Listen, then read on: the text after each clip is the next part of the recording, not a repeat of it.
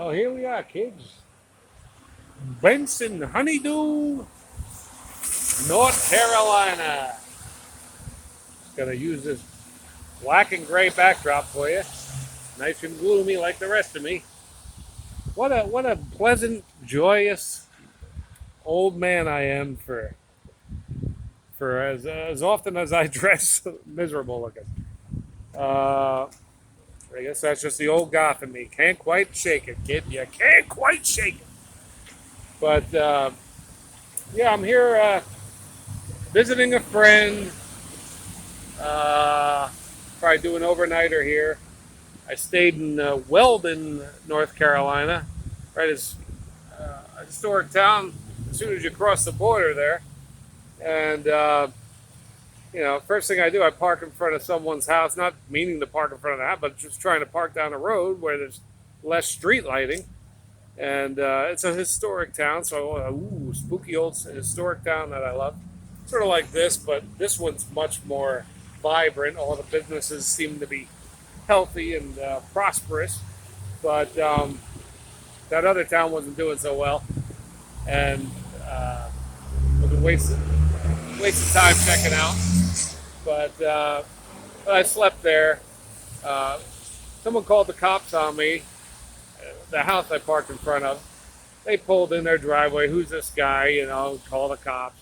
But the cops just asked to see my driver's license. I was like, hey, I don't have to show you that because I'm not committing a crime, but just to be pleasant, I will. He's like, well, you're doing the right thing because I could be a bastard too, I was like, well, yeah, well, I know the freaking my rights too. And I just give him my license. He didn't even ask to see my insurance and whatnot and registration. So he was cool about that, and then just sent me on my way where I could park more legally overnight. And now I'm here to see an old friend I met in at eighth grade, middle school, 86. We've been friends since 1986. He's been down here quite some time. It's a it's a more laid back region, and he's become antisocial in more recent years. He hasn't found Jesus like me. Like most of my friends who haven't found Jesus, they're all jaded. Some of my old family, they're all jaded and miserable, and they don't know why. They're not even asking themselves the question because they haven't looked in the mirror. They don't realize that the darkness is hanging over them, and I've lost so many people to that darkness that I had myself. But I've had since 2017. God's been doing amazing work on me. My visit to Florida, I've left my final sins in Maine. The last ones I was working out of my system, they're up there. I'm gonna be like priest-like. I might, when I die, become one of those. What do they call it? That my body doesn't even rot. Because I'm one of those pure people. But hey, no thanks to me. I'm not taking any of the credit. It's what God does in you when you let Him come into your life and reshape you. And you don't even have to do anything but just work on what sins you got and try to curb them until next thing you know you don't even want to commit them anymore. But yeah, so I don't know what it's going to be like seeing this guy. I can't remember the last time I've seen him in person. Might be somewhere around 20 years. So, we'll see what happens there. But I got my coffee. Ooh, you don't want to look at that close at me. But so I'm going to head down. I think he's working today.